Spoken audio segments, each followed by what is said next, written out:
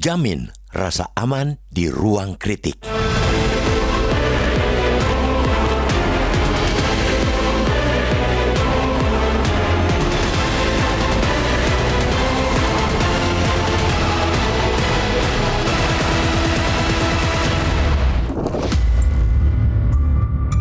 Dalam sebuah negara yang mengklaim dirinya demokratis, perbedaan pendapat sesungguhnya merupakan keniscayaan. Jika demokrasi diibaratkan tubuh, perbedaan pendapat, termasuk di dalamnya kritik, adalah asupan gizi yang amat diperlukan untuk membuatnya terus berkembang dan bertumbuh dengan sehat. Apabila perbedaan pendapat dan kritik justru dibungkam, boleh jadi tubuh demokrasi itu sedang sakit. Makin lama dibiarkan, demokrasi bakal sakit-sakitan. Kalau sudah begitu, tinggal tunggu waktu saja ia akan sekarat dan perlahan menuju kematian. Kekhawatiran terjadi situasi pahit seperti itu menyeruak setelah kita menyaksikan rentetan peristiwa teror yang menimpa sejumlah kreator konten dan pemengaruh atau influencer di tanah air. Mereka yang terkena teror itu belakangan memang acap mempublikasikan konten kritik terkait dengan penanganan pemerintah untuk bencana Sumatera. Ada DJ Doni yang dikirimi bangkai ayam tanpa kepala dan surat ancaman yang isinya mengaitkan dengan aktivitasnya di media sosial. Tak cukup sampai di situ, beberapa hari kemudian rumahnya juga dilempari bom molotov.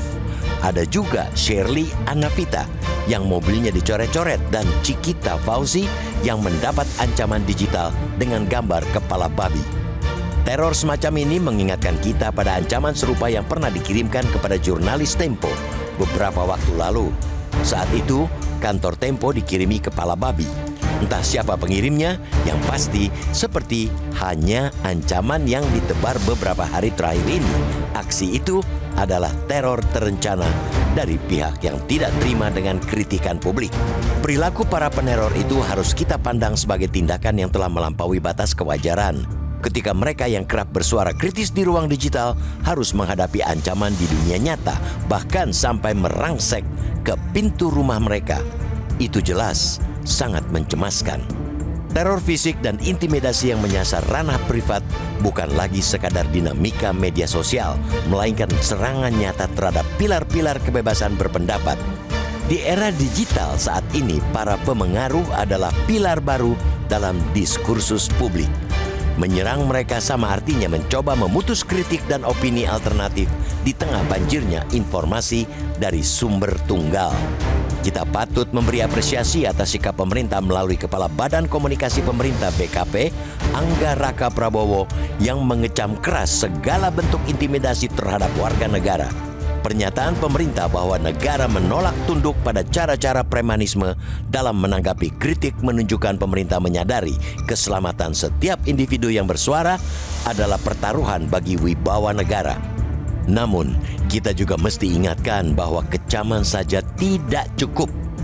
Narasi seperti itu tidak akan bergigi jika tidak dibarengi dengan penegakan hukum yang konkret dan tuntas. Kecaman memang harus disampaikan, tapi jangan hanya menjadi pemadam kebakaran sesaat untuk meredam kegaduhan publik. Kepolisian yang menyatakan mulai menyelidiki kasus-kasus teror ini harus diberi pesan tegas bahwa penyelidikan tak boleh berhenti sekadar formalitas. Mereka harus mampu mengungkap siapa aktor intelektual di balik aksi-aksi intimidasi tersebut.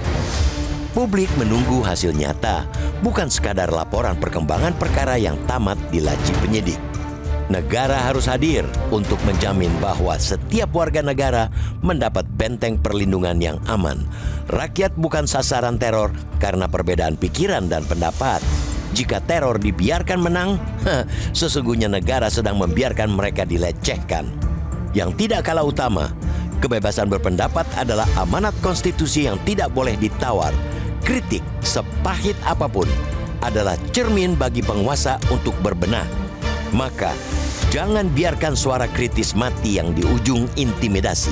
Sebab, saat kritik dimatikan, sangat mungkin demokrasi yang akan mendapat giliran berikutnya, yakni menyusul mati.